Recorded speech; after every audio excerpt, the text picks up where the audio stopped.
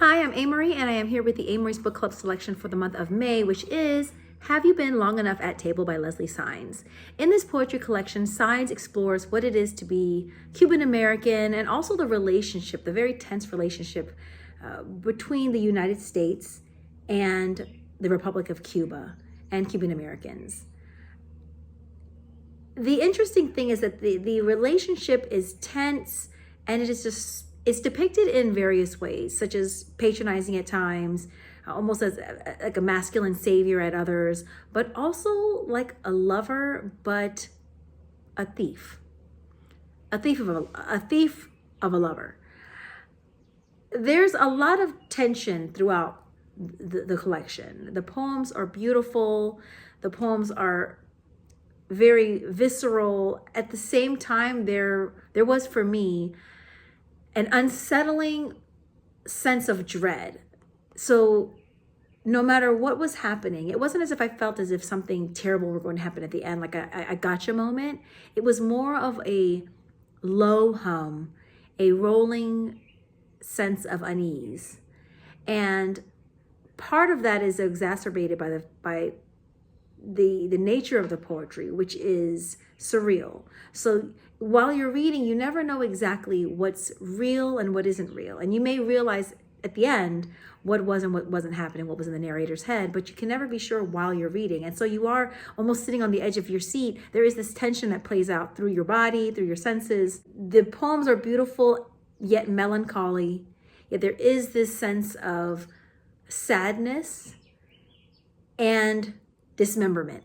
That sounds really strange, but it wasn't lost on me that the narrator often sees the world around her, her relationships, and herself in parts. So there's this almost morbid quality to the way she views relationships, to the way she views food, because there is so much of this use of food as metaphor and devouring and what it is to be devoured when it comes to food, but also when it comes to relationships, whether it be familial or romantic. But there's just so much layering within each poem that you're seeing what's happening at face value. You're seeing what's happening in the relationship, but then there will be mentions regarding nature, mentions of food, mentions of historical instances or historical situations.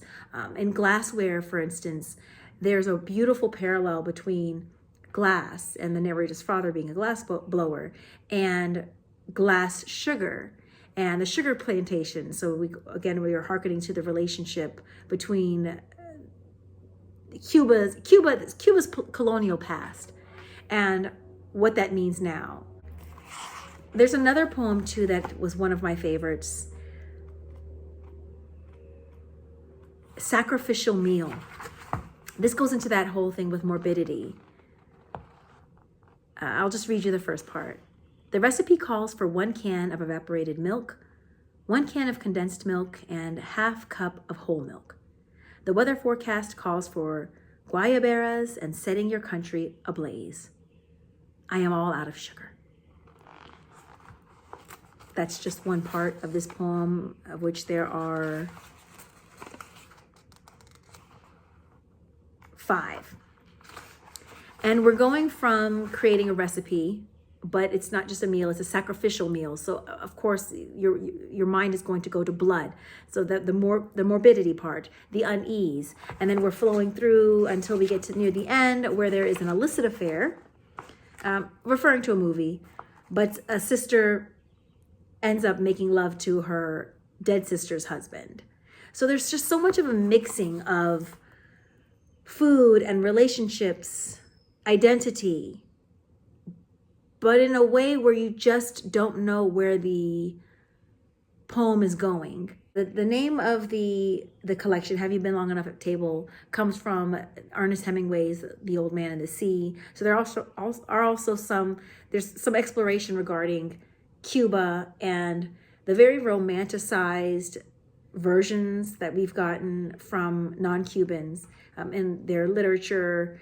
And I think this is a great work of art in which the author can I don't want to say take ownership, but give voice to those who haven't really had the opportunity to paint for us and to paint for us a depiction of Cuba that is less filtered. Make sure you pick up this beautiful collection. You will have to read the poems over and over again before you even begin to really glean all that is there. I will be speaking with Leslie Sainz at the end of the month, so make sure you join us for that. Follow along on IG at AMERIE'S Book Club, at AMERIE on my personal IG. Until then, happy reading.